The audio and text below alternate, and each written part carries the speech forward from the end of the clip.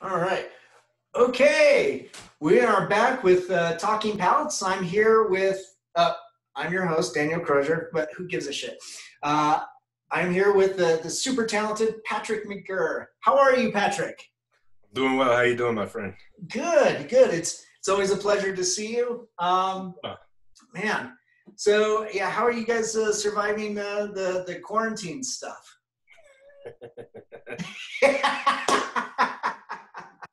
It's just like this. Yeah, Learning homeschooling. I'm getting pretty good at first grade math, creative excellent. writing, preschool. Got my shapes down. Uh, it's been interesting, man. It really Yeah, has. It's been interesting to see just how different people deal with yeah, different levels of crisis and pandemic and stuff like that, man. But yeah. and trying to keep the hardest part is trying to keep it as normal as possible for my little girls. You Right. know what I mean? To like, they don't Yeah. get it. Yeah. Well, they are incredibly resilient. So, Oh, and I know your daughters to be incredibly spirited. So yeah, it's that's a good super word. That's, giving. that's a good word for it. Yeah. Yeah. They get Yeah. that from their mom, not me. Well, you guys are tremendous parents. Yeah. Appreciate that, man. Thank you. Yeah, most definitely. We learn as we Um, go. what's that? I said we learn as we go. They've probably taught me more about not being a kid than I've taught them about being a kid. Right. We kind of keep Nice. that in check. Yeah. Yeah. So, Patrick, kind of the first question, who are you? Where do you come from? And how did you get into the arts? Well, I know, man, big loaded question. I come from a lot of people call me Gurr because my last name is McGirr, and I've been called that for a long time. I come from Gillette, Wyoming. Uh, Mom was a first grade teacher. All my aunts are teachers. Nice. Uh, my dad was a environmental engineer for Carter Mining and Exxon. So like during junior high and stuff, he'd come snag me out of class. We'd go ride around, make maps, go play with snakes, go Wow. find arrowheads. He would be in charge of finding stuff like making sure if they were going to go mine a piece of land, if there was like a burial ground there, or if there was Oh, artifacts, that they didn't mess with that kind of stuff. And he got quite a good reputation with a lot of the ranchers and stuff around there. So we were always allowed to go hunt in all the cool places and wow. that kind of That's stuff. cool. But I always grew up drawing, man. I always grew up loving Disney, loving animation. My mom and dad were super supportive of as long as you don't blow shit up or go to jail, like, you know, which both might have happened later in life, but that's a different story. But they were very supportive of everything I ever really did in art and stuff like that. And Cool. I was always snagging comic books, always watching cartoons, trying to draw the stuff. Always, and I have an older brother too, who was a very talented artist as well. Oh, nice. So I was always trying to kind of keep up with him as well. But I I uh, I decided I didn't really want to do the whole. I mean, there's so much. It's a industrious place. It's Mhm. coal and oil and gas and there's great money in that industry, and it's a Yeah. I mean an important part of America, and it's a great industry. But my heart wasn't into that. I was always drawing on stuff. Teachers were always like, that was you didn't even need to put your name on the paper. We knew it was yours. Had tanks and GI Joes and shit drawn all over it. Um, Nice. so I was always drawing stuff. Wizard Comics, if you ever remember that book. Yep. I And remember that. I'd always grab those because people would always make their own homemade toys, which kind of leads into stuff later what I'm doing Yeah. right now. And gave drawing lessons, and then I'd always sit there and watch. I don't know if you remember PBS. I think his name was like Captain Mark. You remember that guy? He was talked about foreshortening, and he drew the space cities and all that. Oh yeah, I think I did see that. I didn't know what the name of it was, but I that can't sounds remember very what it, familiar. something like that, but I always sat around and watched that kind of stuff. So Cool. got in a little bit of trouble, and decided it was time to get out of Wyoming and go do some stuff, and Hmm. ended up at the Art Institute, man. Oh, cool. What did you study at the Art Institute? Graphic design. I wanted to go for animation, and then I got Oh, there and saw how much they drew. And I was like, I've always been kind of good at judging like what I'm okay at or good at, and sometimes I bite off more than I can chew, but that I knew. I was like, man, at that time in my life, I didn't have the discipline to sit down and do a lot of that. But I became friends with Don Long, the professor of animation there. We're still friends. We go shoot guns, and we've been turkey hunting and stuff like that together. But I decided to do graphic design because I thought it was really cool, and there would be something that I could take as a base and go into all kinds of different things. Yeah. And it was an awakening to get there and see and stuff. And I dug it.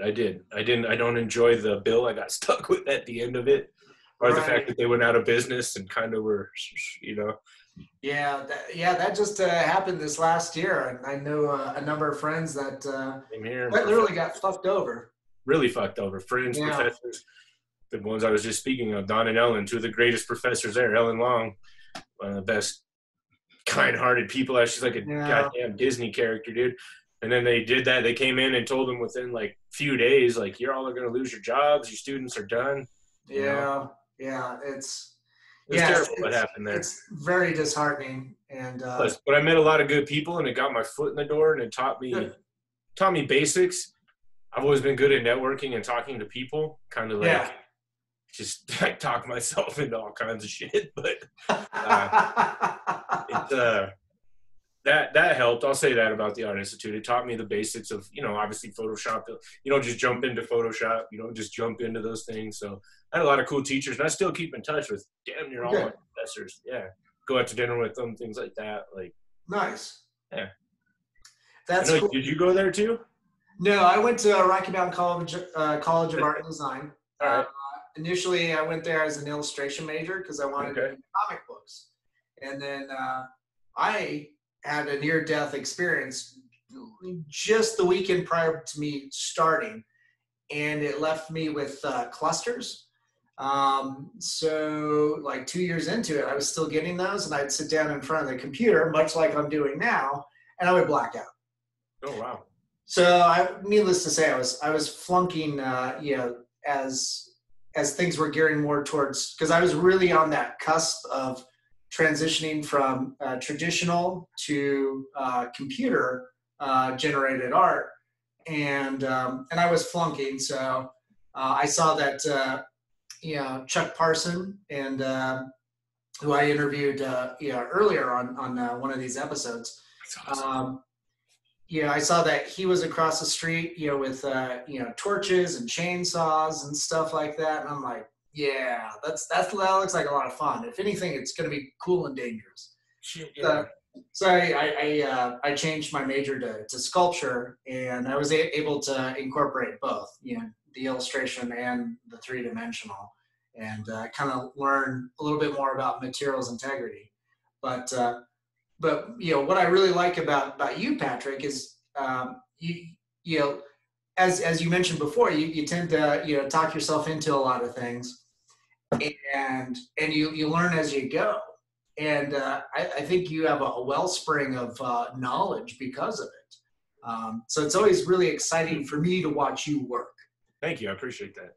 And then I'll just hang back and have a little lemonade and stuff while you get sweaty. I'm tired, man.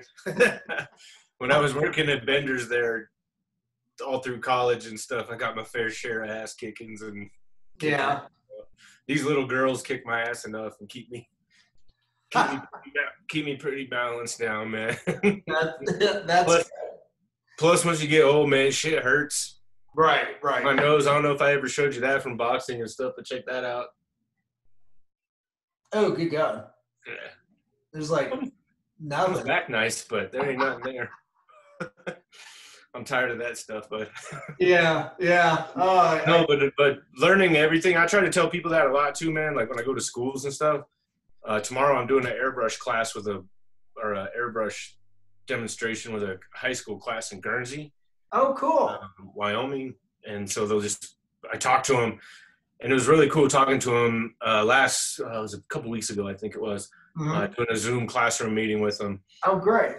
And it was, I kind of have that knack, and it's maybe because I'm a giant fucking child, but I kind of have that knack of like identifying with kids and getting them into art to where that 30-minute Zoom, 40-minute Zoom was a couple hours, you know. Nice. Some kids hung out and were showing me their drawings and like, man, I'm super into this, and I knew what it was like growing up in Wyoming and telling people, I'm gonna be an artist. But like, no, man, you're gonna work in the mine or weld or something. Like, no, I want to work for Disney. I want to make cartoons. I like Pee-wee's Playhouse. I also like to go shoot shit and blow shit up, but you know, that's not. I want to be an artist for a living. Yeah. So I understand like these kids. So I always tell them like, don't get stuck in one thing. Even though my degree's in graphic design and I had a cool job, you know, coming out of school, I got hired right at graduation for Airhead up in Golden, designing the wakeboards for World Industries. Oh, sweet. Nice. And doing some stuff like that. And then some of their wakeboards too that they do. Airhead is like, they make everything that you pull behind a boat. Yeah. All the inner tubes and shit. So I got hired by them right out of school. And then they accidentally sent me an email, the school did, for industrial design, like architectural rendering, 3D Calgary was the program. Oh, okay. And I didn't know shit about it, but then they showed me what they were going to pay me, and I was like, I'm about to learn Calgary. So I literally taught myself that shit in like a week, and I sent them a resume that was like a comic book, and they called me and they're like, man, you don't know anything about this program, but this resume is fucking insane. We just want to meet you. And I was like, right. So I went in awesome. And then I became their senior designer within like a year. That's how I met my wife, was at that job too. Oh, that's sweet. So he was working there as well then, huh? He was the accountant. Her stepdad at the time was my boss. Oh, wow. Oh, yeah, I took a chance on an email. I kept seeing her walk by in the hallway, and I asked somebody finally, I was like, what is her name? Because we couldn't go into different departments. They were in accounting, and I was just the artist guy, you know? And so I wrote her an email, and I was like, I'm probably going to lose my job for this. I don't really care, but I just want you to know that every time you smile at me, it brightens my day. And I want to know your name. And we've been together ever since. Oh, that's sweet. You're such a romantic. All kinds of shit. What's that? I said I talk myself into all kinds of shit. Yeah, it sounds like it. Even in relationships. Oh yeah, intimate ones. Yeah, well, that I didn't know anything about it, but through that, that taught me a lot about some of the event stuff I do now. Yeah, learning about site maps and being able to lay out great big displays, and kind of kept me from being overwhelmed. Where I went from sitting in an office designing wakeboards with Flame Boy and stuff like that on them, to now all of a sudden I'm right in front of me. They're like, hey, here's $1 million project and you need to render it. And I'm like, I don't know what the fuck I'm doing. But I made it through, and then all our jobs went overseas, which, you know, whatever. But that was an interesting process, dude. Me in the corporate world, I learned real fast in that like year and a half. Man, they would do meetings, right? Or like hand out stuff. And they're like, whoever's leaving empty shooters of Jameson on the urinal upstairs, stop. I'm like, you can call me by my name. They go, no more mohawks and chain wallets. Everybody needs to wear a suit and tie. It's like, you know my name. You can call me out. That's fine. Yeah. They try to keep it way too diplomatic, huh? Way too, and then I knew that I was going to get laid off. A lot of people there, my supervisors, I made friends with about everybody there. They came and told me, like, hey, man, you're going to get laid off on Monday. And so I walked down to HR, and I was like, hey, I know I'm about to get laid off on Monday. Like, I'm going to leave today. I'm going to go have some beers down the street. I'll be back Monday afternoon. Like, what time you want to fire me? And they just looked at me, and they were like, you know, Patrick, you need to let this play out naturally. I was like, yeah, like I said, I'll be over there. Let me know when you want me here Monday, and I'll be in. My God. Yeah, you never seem to have a shortage of stories. And I always get told by people all the time, for real, like, that I should either be a book or a reality show sometimes, because, like, I see some, but I also think that I get put in some of these situations, like I've talked to you about some of the tragic shit I've seen, and held people while they died, pulled people out of cars, tried to do stuff like that. I think people get put in situations that they're meant to handle. Right. And for some reason, man, whoever's up there's got a sense of humor with me and is like, let's see what this fucker does.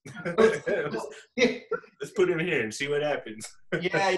You've told me some of the more graphic grisly things, especially with car wrecks that you've witnessed and had to go pull somebody out of the car and not to get into any great detail on that, but No. wasn't there one where I think and it's not a grisly one, but wasn't it? I can't remember if it was you mentioned it was your dad, or somebody had found like the remains of a Native American, and I can't remember, like brought it home or something like that. Yeah, man. So when my dad would have to go find, or they would dig up certain areas for the mine, he would find buffalo skulls. He would find thousands of arrowheads, beads. You'd always go, if you were out in the prairie ever, go to big ant hills, like big established ant hills, and you can get in there and you can find glass beads and shit that the ants collect. Oh, wow. Actually, beads. But man, he found all kinds of stuff. He found crocodiles. But yeah. Nice. Had to move the remains of a person. Oof. Yeah. To the garage and then elsewhere, and that didn't. It was like, I remember being like, this is how like fucking movies start out, man. You got there's a curse. We got the food in the box and the guy. I know, poltergeist. He's gonna wake up the crocodile. I remember one time he'd open our freezer door and my dad found this white weasel with a black tipped tail. And I mean, it was in perfect condition. The fucker must have dropped dead from natural causes, because I don't know how he found it. He didn't kill it or anything. Wow. But it was in our freezer. And then there was a baby rattlesnake that was in there that was in the sandbox that was missing. So when you opened up our freezer to get popsicles or shit like that in the summer, it's like, why is there a weasel in here? Why is there snakes in here? What the hell is this? But the remains. He never warned you. Yeah. Well, I think he just did it to get a rise out of you. No, that was just who he was, man. Like, yeah. Who he is still to this day. Like, he's still the neighborhood dad. Like, he was the one telling you, like, when I open up my garage, you can hear all these kids playing out my window here, but they're always saying, like, what are you working on? What are you doing? And yeah. I made them, the neighbor kids, BB gun traps so that they could shoot their BB guns, like, safely. And I baffled them off and everything for them to show them how to do it. And oh, wow. We've been throwing axes, and we catch a lot of the garter snakes, because the park right behind me here in Belmar, a big bird refuge, and they got snapping turtles and snakes and all kinds of cool nature and stuff. So we'll catch the little snakes out of here, the little garter snakes. I posted the other week, I had one in a coffee can sitting on my desk, and my neighbor came by and I was out there cutting, and he's like, looks for a second, he's like, "Girl, what the fuck is in this coffee can?" And I was like, "A snake." And he's like, "What?" And I was like, "There's a snake in there. Ruby caught it, my little girl." I was like, cool. Ruby Jean caught it over here. He's like, "There's no snake in there." I was like, "Open it." Sure shit. Yeah. But we move them out of the way so the lawnmowers don't get them. And then we take them down to the pond here and let them go. But right. That's good. That's nice. We've been finding a couple garter snakes out here. I get super excited whenever I see stuff like that, little critters and things running around in the yard and stuff. I'll sit there and watch squirrels. It's really sad and pathetic, but it's just like, oh, look at the interesting life of a squirrel. Oh, that's domestic abuse. And then with coronavirus and stuff, it's like they shouldn't be that close.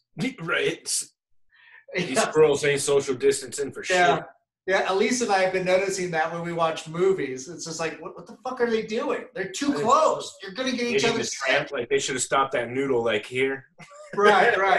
About 6 feet apart. That's all, come on, Disney. Let's go. Dude, my mom, when we had lived up in the border, Wyoming, South Dakota, in the Black Hills there, my mom would feed squirrels. My mom's like fucking Saint Mary, or like a Disney character. Birds and shit flock around her, squirrels. Families of squirrels would come. She made my dad walk out to a tree and pull a bull snake that was up the tree eating a squirrel. She made him go out and save the squirrel. And my dad's like, God, this is nature. This is how this happened. But that one was pretty funny though. Yeah, as a kid, I've had a number of run-ins with rattlesnakes, but every time, they would let you know. And it's just like, yep, I'm going the opposite direction, and we leave each other alone. It's the bull snakes. Fuck, those things are vicious. Dude, and they imitate the rattlesnake too. They'll hide the tail under shit. They've got that little tail. You can't hear them, but man, sometimes I've as a little kid, I've gotten chased by I think at least 2.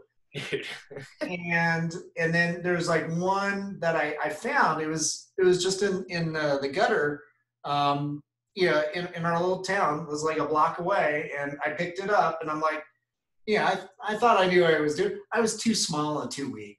And this thing's just a big long muscle, and I'm sitting there trying to hold it behind the head, and it's like it doesn't matter. It comes around and collapses its jaws on my thumb, and it's trying to swallow my hand, and it's constricted because there's constrictors. It's constricting my leg, and I'm walking home like this. I'm so excited. I got blood dripping. I'm so happy. I'm like, Mom, look what I got. She's like, fuck, no. I'm trying to. She's like, go take that. There's a field away from a block away from our house. So she's like, go set it free. So I was like, And they get huge. Yeah. Those things just grow and grow and grow. Well, snakes tend to just do that anyway. Oh, yeah. I was trying to grab a picture of the one I caught in their front yard. Oh, okay. That's a the garter snake? No. The bull snake. Yeah, this one. Ooh. God, you guys got bull snakes out there in Lakewood, huh? No, this was in our front yard. Oh, good God. Your hands aren't even in the frame. I love it. That's a big one. Oh, yeah. I'll let him go. He was cool, though. Yeah. Girls like seeing that one. But, yeah, you always got to be careful catching them, man, to make sure that they're not They are intense. poisonous. Yeah, I think there was like one time working construction out in the field someplace. We were up on like 2 stories up, and we could look down in the tall grass, and there's the biggest fucking bull snake I've ever seen, just making its way. It's like, oh my God! It's like it's like the snake out of the Jungle Book. All of a sudden. Nice. They're good to keep around, though, man. They keep rodents and other shit in check and keep other snakes away. And yeah, we definitely just avoided the hell out of that one. So. Better to let that circulate around the neighborhood. Yeah. You ever eaten one? What's that? You ever eaten a snake? Not bull snake. I've eaten rattlesnake. Yeah. Not too bad. It just tastes like a tougher chicken. Yeah, not too bad. Yeah. Tastes better than goose. I don't think I've ever had goose. I've had duck. You're not missing out with goose. Yeah. Yeah. I really like duck just because it's so greasy. I like duck too. Duck's good. But rattlesnake, and then like alligator. It's just kind of more of a seafood tough chicken. For some reason, reptiles just taste like tough chicken. Tough chicken. Yeah. Yeah. But Tail's good.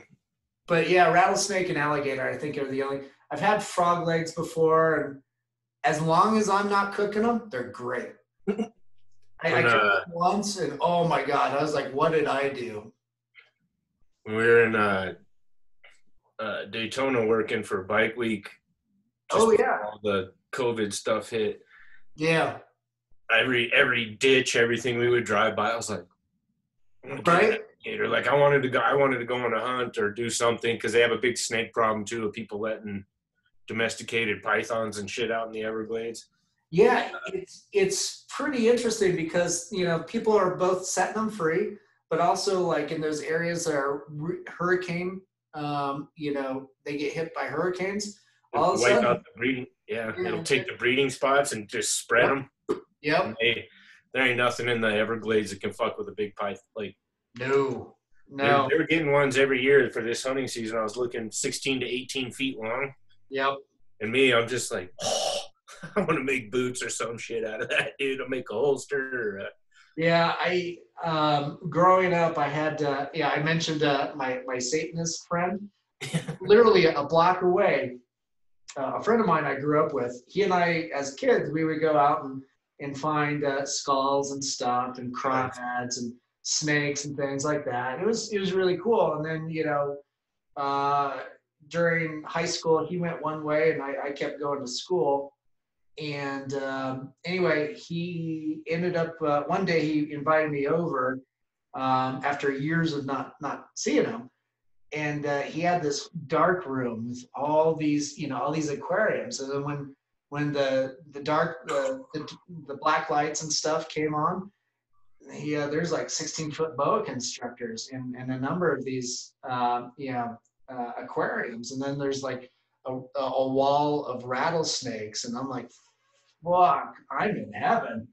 Yeah. You can order that. You know what's crazy about here, man? You can order a fucking cobra snake here for like $90, dude. Oh, I would not want to do that. I'm not saying do it, but like, yeah, holy shit, right? After watching Tiger King, all of a sudden I'm there on my phone. I'm all like, wait, I can order a fucking tiger and I'm about to get a stimulus check? Like, oh, wait a minute. Yeah. Oh, God, yeah. So not only that, but, I mean, think of like, if you can get a cobra, you can probably get a black mamba. Have you ever been to the reptile expos here? No. Oh, that's right. You told me about like they had Gila monsters at that fucker, dude. Yeah, right. Oh, and I mean, they're more. I think are they bacterial poison or do they actually have a venom? I don't. They're the only, as far as I know, they're the only lizard that actually has a venom, and they're rear fanged. And then the monitors, and even a number of different lizards, but monitors are known for having that cocktail of bacteria. Mm-hmm. The Komodo dragon being the worst. They were selling them to kids at that fucking reptile expo I was at. Like, wait, what the? I wouldn't want to purchase a monitor. I mean, they are cool as hell, but I would never want to purchase a monitor lizard. They had them big ass Goliath bird, fucking spiders too, for like $50. I asked the guy, I was like, you take that shit out and play with it? He's like, no, man, they're not like a regular spider. I was like, why the fuck would you want that thing? He said, oh, they're super aggressive. You take it out, it's gonna kick your ass. I'm like, yeah, why would you want that? So, same thing with a tiger. Why? It's like getting your own Mike Tyson at home that every now and then just like puts you in check when you walk by. Like, I don't want that. Yeah, it's like, hey, Mike, can I have my ear back? Yeah, right. Fuck this. But you'd be amazed, man. Watch the elephant in the living room.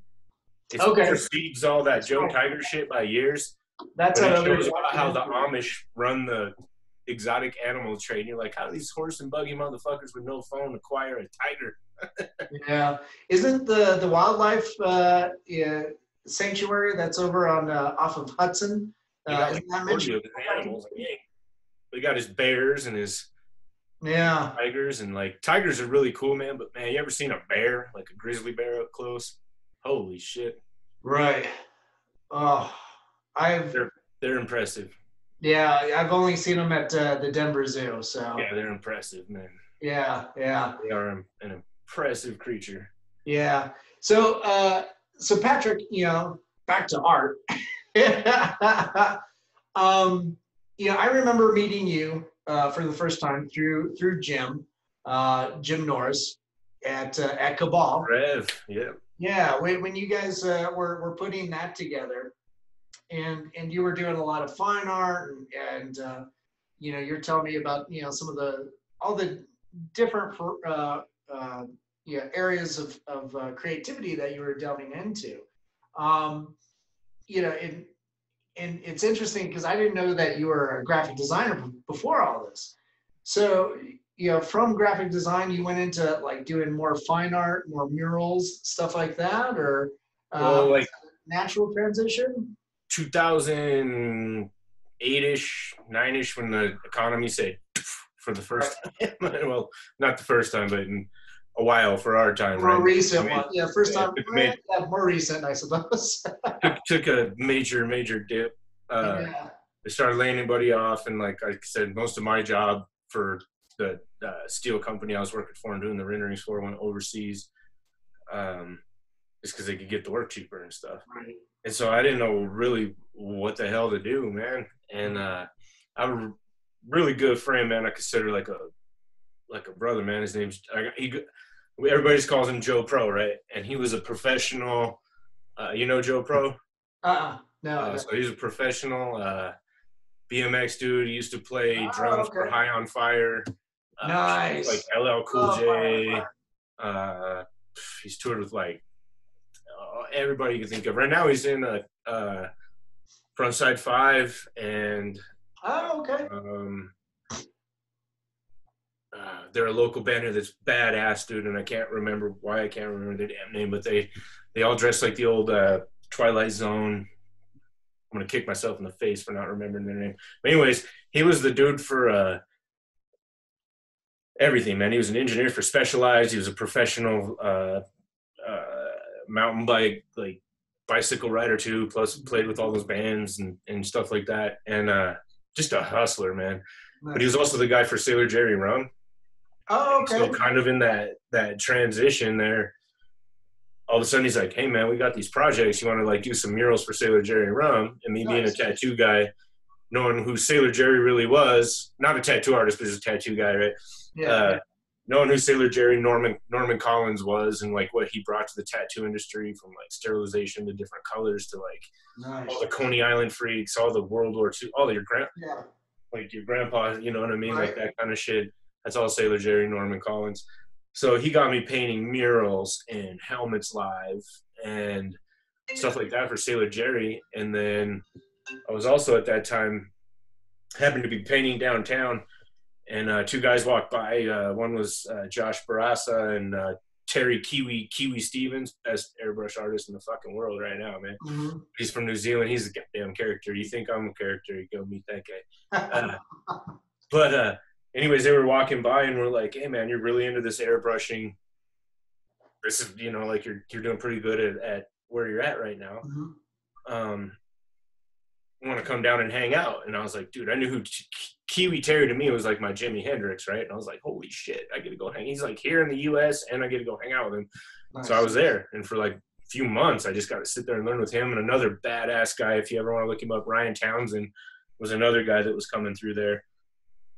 And I just shut up and learned. Okay, cool. You know what I mean? I just kind of sat back and just learned from him. Like, wow, I would never get this lesson. I would never, ever. I mean, Kiwi is the painter for Airbrush Action for Iwata. His classes are like $5,000 a week there in Vegas. All the Airbrush Action. He was the guy Pimp My Ride. He's the guy for Affliction. And still to this day, man, he's such a cool guy. If I hit him up on the phone, minutes later, he's, hey, Patrick, mate, like, how, you know, like, he's just, I try to do that too and give back into that kind of stuff too. But through that, man, I just started airbrushing. I got a huge project for Sailor Jerry that was all these beach cruisers, man. They were getting distributed to different bars and stuff like that, and people would win them. And then we painted their Sportster motorcycles that they gave out, some of the stuff that was on their commercial and whatnot.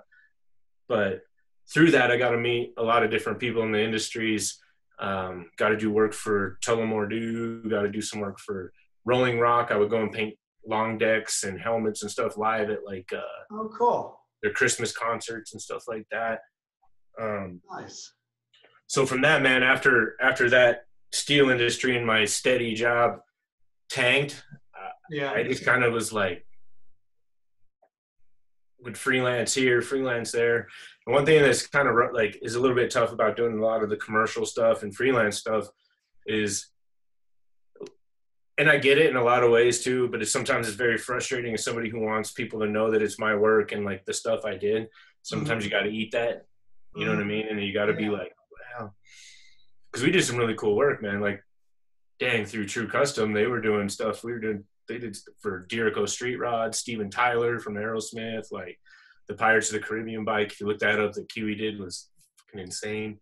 Like, and just being in that industry was really, really cool. And at the same time, getting to see the commercial side with the graphic design stuff that I was doing, to be able to lay things out, plot stuff, you know what I mean? A lot of the stuff that a lot of the old timer airbrush guys couldn't do or wouldn't do, you know? But I learned a lot. That's one thing that, going from graphic design and being like, man, I had this job. I was in this industry. I was the senior designer. But I wasn't happy there, dude. I fucking hated it, honestly, man. Yeah. I hated going to, like, I didn't want to be in an office. I wanted to run around and, like, do shit. And, Right. you know? Be out in the field. Yeah, man. Get out there, meet. Being out in your studio, you know, creating stuff. And meet people and be hands-on and like take. The one thing I hated a lot about doing the I guess the graphic design stuff like that was there were so many people involved in the process of right. getting them their vision, and like I get that, and I work with that a lot now, and like the people I get to work with in that industry now are like top notch. They're the best. They're the best at it. So that's awesome, you know. But at the same time, I like to be able to be like, let me just talk to the dude. Let me just talk to the person. Let me feel your vision. Like, when you speak each other's brain for a minute, you know, and that kind of snowballed into the gun industry, into different, you know, all the different stuff I do like that, to carving for the zoo, to building their like shit, man. When the Denver Zoo was like, we need 50 foot of mobile bar, and it's got to be done from steel to trailer to done in 2 weeks, and it's snowing, and who do you know that can weld outside and do this crazy shit? And they gave us a shot. It was me and you know, he's a really good dude, man. He runs Socks Place downtown with his dad. It's a drop-in shelter for homeless kids. But wow. Jordan Robinson, he's a hell of a guy, man. But him and I went in there. You know, we were up against like corporations, like design firms and studios, and we sat down with the Denver Zoo and we're like, look, we both pulled out our zoo passes for our family. And we're like, oh, you know what I mean? Like, we both are members of your zoo. We live here. We can source wood here. We can do. Yeah. And all of a sudden we got it. And that's one of them things when you walk out and you're like, fuck, now I got to build my shit. Like, holy. And Jordan was outside welding in the snow with a tarp over his truck. Like, right. You know, but we did it. So that's pretty cool. It's got to be, you know, incredibly, you know, fulfilling to be able to, you know, put together these projects, you know, and to do it project by project. You know, talking to like my old sculpting instructor, you know, Chuck Parson and stuff, you know, doing the fine art and stuff, you know, the way he describes it, it's almost like very similar. You know, it's you might be in the commercial world, but it is absolutely, especially for me, standing back, astounding to watch you go and just knock down project, you know, by project. So, you know, I'm wondering, you know, if you ever have time to do your own personal stuff. I own, of all the literally thousands of guns I did, I own one that I did myself. Oh. I don't shoot it or anything. It just sits downstairs. No, man, I really don't have. You look around me, I don't have any. This is my, you know, I don't have any art of my own a lot. Down some of the stuff I did with like Chuck D, MC Light, Dead Prez, that they signed. Like, I keep those. Right. When I did that portrait of Chuck D with him, and he signed it to my daughter Lucy's all peace, love, power, Lucy. Always listen to your dad, Chuck D. You know, I keep those. Like, that's right. Ruby Jean, my little girl, her first dance was with Ninth Wonder after he got his Grammy. Like, I did and I have the painting sign down there. I was doing they would do this lecture series at Metro called the Sankofa lecture series. Okay. They would bring in legends of hip hop, and Dr. Afeni McColbum, she was out of Brooklyn, I think, and she started the first accredited like hip hop classes in the nation.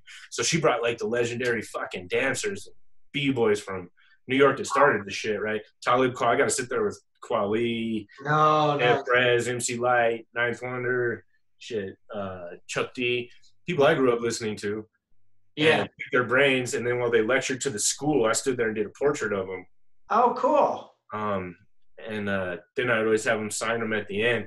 But it was really cool, man. Chuck D was one of the coolest guys, man. That guy sat there and talked about art, graphic design, fucking aliens, all kinds of shit. Anything you wanted to talk to him about, dude, he was down to sit there. And because I always had to spend a little bit of time with him beforehand. Cool. It was just like me in there, you know, and still being a fanboy of people where I'm like, fuck, I just get to sit here with Chuck D and hang out for a little bit. Like, that's badass. Right. Pick his brain. Like, and like Chuck D's got his own comic book series too. oh man, I never knew he was into design and graphic design and art and shit like that until I got to sit down and actually, you know, sit there and talk with him. It was cool because Ninth Wonder was talking to people, and Deanna, my wife, she walks in with Ruby Jean, and Ruby was just born. And he stops talking and he looks right over to this lady and he goes, "Give me some hand sanitizer." And she puts it in his hands and he goes, "Give me that baby." and he picked her up and just started dancing with her and singing with her. I taped it. I have it, you know. So I was like, man, that kind of stuff, and those opportunities of never really pigeonholing myself, I guess, into one thing. And I was trying to learn, like,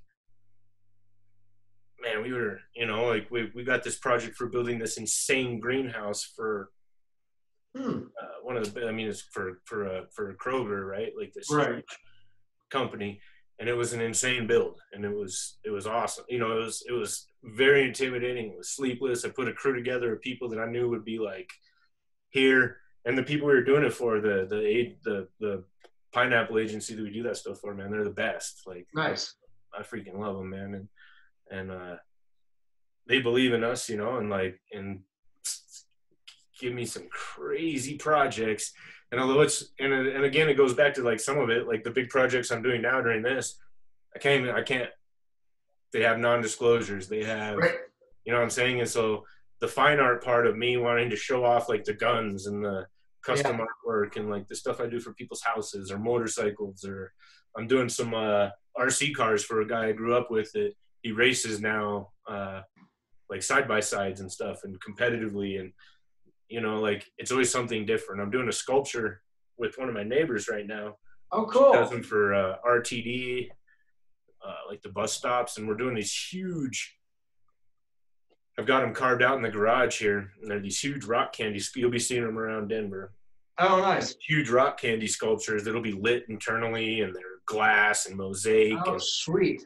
So I met her by her walking by my garage all the time, like, dude, you're crazy. What the hell are you doing in here? Like, what are you working on? She'll walk by and be like, I hear you jamming out to Johnny Cash list, you know, and like, the other day I saw you take a saw blade and cut it into a Batman thing and stick it in the wall, you know, as you were working on this other project. So I was like, yeah, some kind of fun. So her and I got to talking, and now we're doing these two gigantic, you'll see them here short, well, it's going to be a little bit longer now. Shipping and things like that and steel and shit like that kind of got messed up with the virus and people not, you know, stuff like that. So we're a little bit behind, but I just got the final approval. And one of the things we were working on is looking at, well, shit, this thing's at a train station and it's in Commerce City there. So it's by a fucking rock crushing plant. So how do we power this? And one of the guys, the Dungeons and Dragons guy that I met, Shane, he's just a hell of a dude. He's just way too smart for his own goddamn good sometimes, but we work well together, believe it or not. We balance each other out. So for that sculpture, we were trying to figure a way to power it and light it, and he came up with a way to use the noise pollution from the train and the rock crushing spot, and that powers the lights. What? Yeah, you'll see that coming pretty soon, man. And that's the same thing I said. I just look at him like Billy Madison. I'm like, he's good. He's real good. I just make it look pretty, but he's real smart. You're the icing, he's the cake? Yeah, oh yeah, dude. But it's funny because he, you know, we appreciate each other because he tells me. I have to tell him sometimes, like, no, bring it back. We're not reinventing this. Like, come on now, bring it in here. Bring it in. This is our budget. This is that's mainly it. Is like, this is what we got. I was like, you're out here, and I love it, but they can afford here. But no, I totally get that. You know, having to bring in, you know, other people, but let alone yourself too. And that's, things just become massively expansive, and what is it like to have to, you know, not only manage a crew, but as an artist, be able to manage yourself? Well, is that a loving question? Yeah, that's one of those like a living document where it can kind of keep changing and changing. Right. But you know what's funny about that, man, is like the guys the guy that I'm doing a lot of stuff for right now, I've worked with a lot of different people in a lot of different industries, and some that just, you're the artist and you can do cool shit for me, and once I'm done with you, fuck you. To this dude through pineapple, like he the way he treats his people and the way he approaches things is completely different than anybody I've really ever done stuff for. So I respect the shit out of him. So he can put me in check more than basically anybody. I've walked straight the fuck out of places, like, Yeah. Like, we could make this, like, and I don't want to throw anybody under the bus. I'm not that kind of dude. I handle my own shit. But like, there's a lot of industries where I've just said, fuck you. And what are you going to do? You spent the last 2 years developing this and doing this. I'm like, I'll figure something the fuck out, man. I don't care. Like, but I'm not going to be treated that way. This dude, man, through them, he's got so much integrity, and the way he treats his people is so awesome. Like, he's told me before, he's like, you know what you need? You need someone to manage you and just keep you the fuck, like, here, because you're like, and that's my, is like, okay, yeah, I can, like, right now I'm getting ready to do some murals, and this guy that I know, he develops stuff with the government. He develops flashbangs. He develops different explosive devices. So literally downtown here, he's got these fucking Kydex or Connex train cars. Literally, right? I'm not going to tell you where, but they're in a neighborhood, and they're full of explosives, and that's legal because they're thick enough, right? Right. But he's moved them since. He only had them there for like a couple days. But anyways, he builds really cool shit. And I do fine art for him. Worked on his Jeep a little bit. Do some paintings for his house and stuff. And he hits me up and he's like, "Girl, come downtown. I want to show you something." So right by Cabal, fucking Broadway and nice, right there. This was a few weeks ago. Well, right before the Corona stuff happened. There. Mm-hmm. So I go there and I pull up and there's a door and there's just a butterfly on the door. Just a pretty butterfly. The DNA helix is its body and like pretty wings. I'm like, oh, that's fucking cool, man. And then I open the door, and right when I open the door, I'm like, this is some Dexter shit right here, dude. Like, what did I just walk into? But knowing him and knowing who he is and his lore background and what he does, I'm like, man, this is going to be something. I'm about to learn something. You know what I mean? Like, I'm not sure what I'm walking into, but I'm about to learn something. So come to find out, it's the spot where soldiers and citizens can donate their bodies to science, and they'll take them and they'll recreate explosions. And I see. Where surgeons have to work on real people. Right. That were, and like Denver Hospital, the fire department, the police department here. Wow. They come in and can actually work on real cadavers. And there's only a couple places like this in the U.S., right?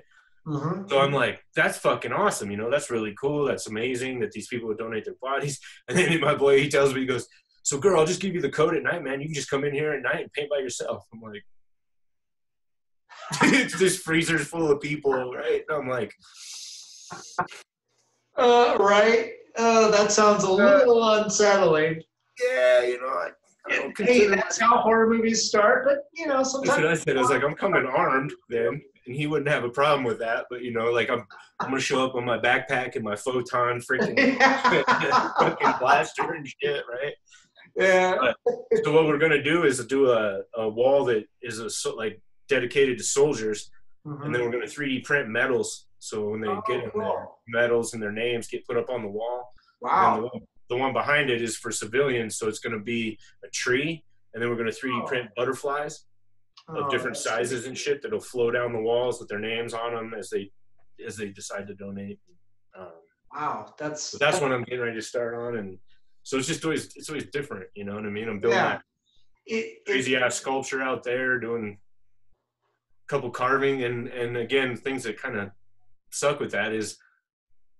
There's a lot of stuff I've done where I'm like, man, I want to show that off, or I want to, mm-hmm. but that's the commercial side compared to the fine art side where you got to ask them permission if they want to post what you did. I've done some stuff that are I've got stuff hanging in the Canvas Bank headquarters, Intel headquarters, got some, the toys I do, those kendamas in Japan, like in museums.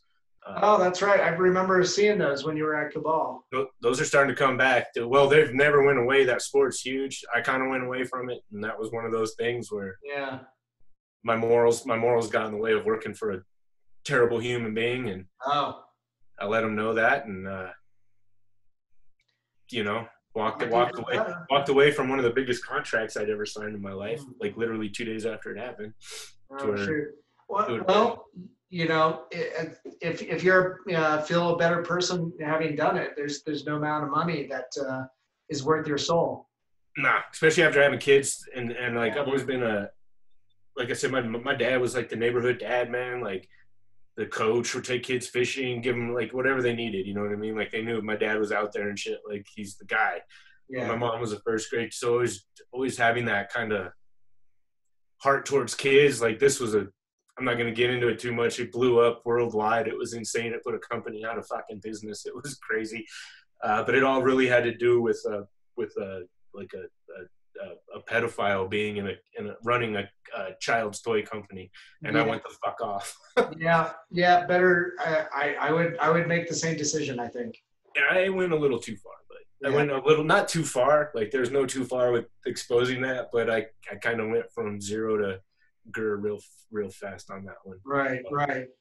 Yeah. If anything, you brought an issue to light, and you kept a child predator from you know. Being around children, yeah, and Right. sponsoring a team of children to take around the world of the same age of the Yeah. person that he.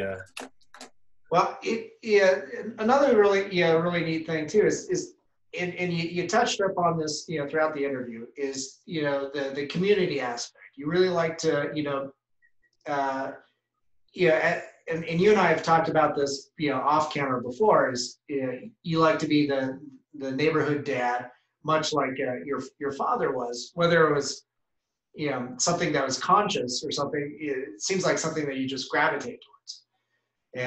And then doing all these things for like the Zoom high school stuff and some of these charity events, doing live painting and stuff, seems to be a very big staple in your life. I like I said, I come from a long line of teachers, man. All my grandmas, my aunts, my mom, everybody was teachers. Even when I was being a little shithead in high school and stuff like that, and getting in trouble, going to boys' school, going to jail, stuff like that, like I would still, even our boxing team, shit, half of us were on probation. We still go read to kids. You know what I mean? Oh, Like yeah. there was always been this weird sense of like some of the toughest, most bad motherfuckers I've ever met in my life are some of the most community-driven people I've ever known. Like honestly, they truly are. And I'm not putting myself in that category. I'm just saying, like, you'd be amazed at some of the I feel like, man, I get to do this for a living. Like I work same as you. You work your ass off for it. I work my ass off for it. But I would feel like an asshole if I didn't pass that on. You know what I mean? If I didn't like walk up to a kid. I always tell kids like, man, it doesn't matter if you do art. I go back to my hometown, right? And I got called back and we would go to the high school and we did a big mural downtown with the kids. And instead of me doing the mural, I was like, I don't want that. I want the kids in the town. Like we'll do picture frames. We'll have the kids do the mural, like all the way around it. I would feel like an asshole, man, if I didn't like try to tell a kid. I always tell them, like, man, it doesn't matter if you knit sweaters, knit the best fucking sweater you can knit. If you make chocolate, make chocolate. It doesn't matter. If you make big, like, whatever the fuck you need to do, do it. Take your passion into it. Believe in yourself. And you're going to have people who are going to discourage you. You're going to have people that are going to tell you you can't do that kind of stuff. But I always had this little inner spark that was always like, man, I want to do this. Right. I'm willing to take the sacrifice of being, when I was single, of like, might not eat this week. You know what I mean? Like what's a crayon taste like? What's the nutritional value of a fucking crayon? I got that out of my system by age 8. Yeah, right. Well, Play-Doh took the crayon stuff. Play-Doh, you can build pie crust. I'll just carbs, dude. But man, no, I think the reason I like doing that is for some reason I always feel like I'm in my element doing that shit. Like, telling a little kid that, like, man, like when I look at some of these big projects I've done, right? Like looking at something for last year, we did the Broncos photo experience for them outside. Yeah. Like, looking at that from all of a sudden, and I still get that like a little kid where I'm like, what did you talk yourself into, man? I don't know if you can make this. And coming through, I still get those fears. That still gives me the anxiety of like when I used to box of getting into the ring. I don't do that anymore. But now it's like, man, if I'm going to go paint live, like tomorrow doing a Zoom with a high school class, you know what I mean? I airbrush. You've seen me airbrush live. I've airbrushed live for years. I'm still like, fuck, what if I fuck up in front of this fucking I think I would question, your resolve if you didn't have, that sense of anxiety. I have a little bit of anxiety getting on and doing these things. Yeah, obviously with people, that I'm friends with and I know, it's a lot easier, but, like the people that I that I actually meet in person during the interview, I think those are the ones that I have the most anxiety. But I find the anxiety rewarding. It gives you that little extra burst of nervous energy. It's like, okay, it does. How do I navigate this? And but by the end of it, it's, no matter the outcome, I always feel very good that I accomplished that. It's like when we were painting at, was it Halloween? Right, at the Halloween show. Yeah, right. Like every time, man, when you first start, like, what if people fucking hate this? Or like, I'm sitting there doing the same thing, and then as people start walking by us, they're like, this is really cool. You start getting like, kind of neat. And I think I think a lot of people go through that too, man. Of sometimes I'll have days where I'm like, I don't know if they call it like a pretender syndrome or whatever the fuck, where you're kind of like, do I deserve to be doing? Am I good enough to be doing this? Am I, you know what I mean? And that's one thing I tell kids is I'm not as good of a drawer as this guy. I don't draw the same as this guy. I don't draw the same as this guy. You ask all three of us to draw a cat, my cat might come back with a fucking toaster head. You know what I mean? Like, who gives a shit? Figure your own shit out. And that's been hard to learn because, dude, I'm still learning that. To where I'm learning that more now.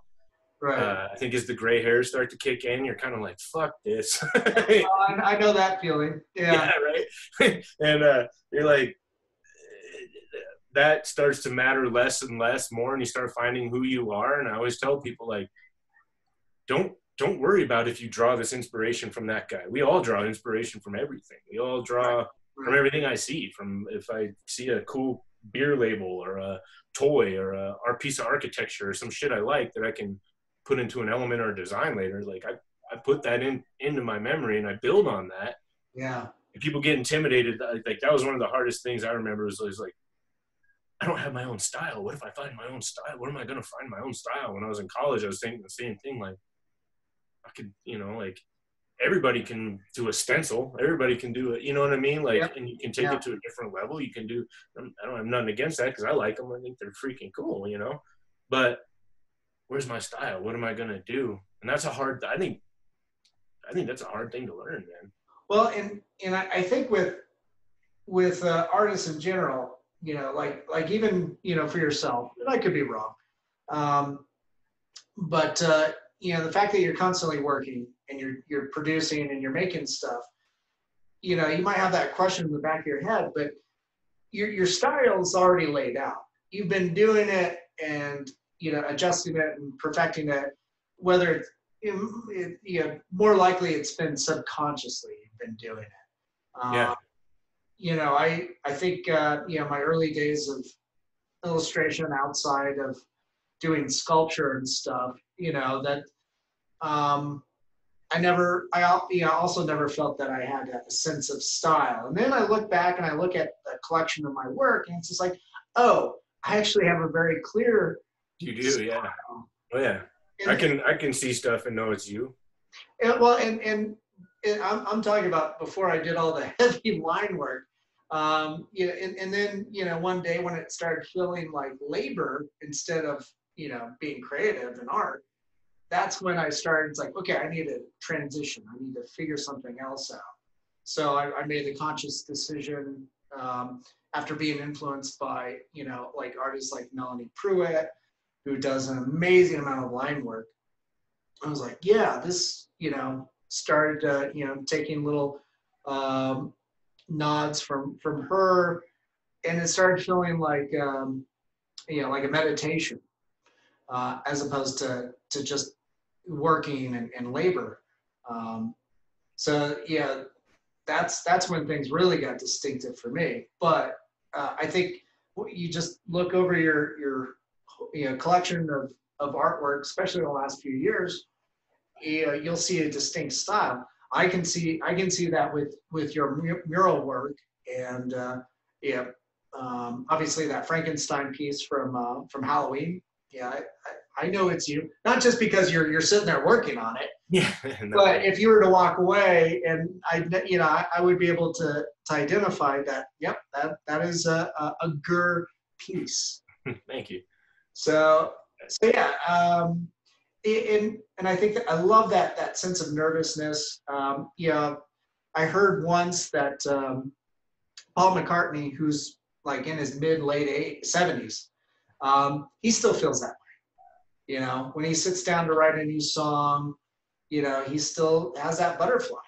I think the good ones, the ones that still have their soul intact, never really lose that. They always have that question in the back of their head, as to whether they're good enough, or they should be up here. I was like, I think that roots you. Yeah, it does. It keeps you in check, and I think that like you never retire from that either. Like I'm never going to have a sense where I'm going to be like, I'm going to quit doing art. Yeah. Yeah. I don't know what else to fucking do, man. Like, yeah. You know what I mean? Like I'm never going to, I don't have to retire. Yeah. It's like playing baseball for your whole life. You know what I mean? You ain't got to retire. You don't got to be too old. No. You know what I mean? You can keep doing this shit. You can just get crazier as you get older and just blame it on getting older. Yeah. So, when the body gives out, just buy the cyborg body. Absolutely, man. I'm gonna download myself into something. There you go. Hey, Patrick, we got to start wrapping up. Can you tell the viewers where they can go to see your work? Well, right now, a lot of my stuff, like gun work and stuff like that, I have obviously my Instagram, Gurr44. You're gonna see some cool carvings that I'm about to drop for cool. One of the coolest rock and roll dudes of all fucking time. I can't say his name right now, but you'll see it in his house soon. That's gonna be rad. So I'm gonna get really better at social media.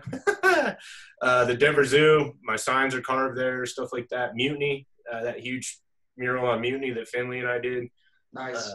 Josh, that was a cool one, man. That was a labor of love there, dude. And I think that's kind of earned its spot. Right. We're downtown right there. You know what I mean? Like it is a staple for that area, for that corner. Oh, dude, it is. And Josh too, man. He's such a talented fucker anyway, dude. Like, oh yeah. That was cool getting to work with him and stuff like that. But I'll be able to post a lot more of my stuff coming up. We have some festivals and shit that are reopening that I'm doing some really cool can't really type of big sculpture work that'll hold cool things, and doing some art for that. Got some cool projects coming down the line, so I'll be able to post them more, and I have to get better at social media. I've been told that, so they're actually filming a lot of the stuff I do now, time-lapsing it. Excellent. I'm still like, I want my phone to flip up, and Zach Morris and shit, like, what?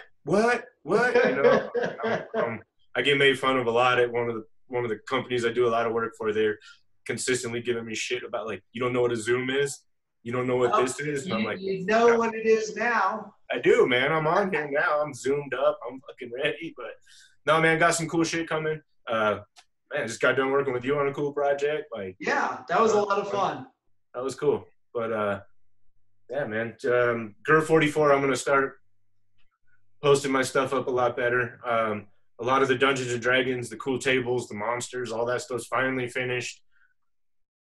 Starting to come back around. The murals I'm doing for that place, the Cadaver place, is going to be really cool. So film that. And then through him, we've also talked about me jumping back into the gun industry, because we were doing really good at that. Working with a different knife company right now too, doing some designs and stuff. So Nice. Yeah, busy, man. Chasing kids around. I can hear my little girls out the window out here shooting hoops. That's great. Absolutely. Well, Thanks, man. I appreciate it. well, thank you. Thanks, Patrick, for coming on the show and stuff. And Anytime, man. yeah. Say hi to Dee and the girls for me. I will. And yeah, we'll talk to you soon. Cool, man. It's good to see you, Dan. Good to see you.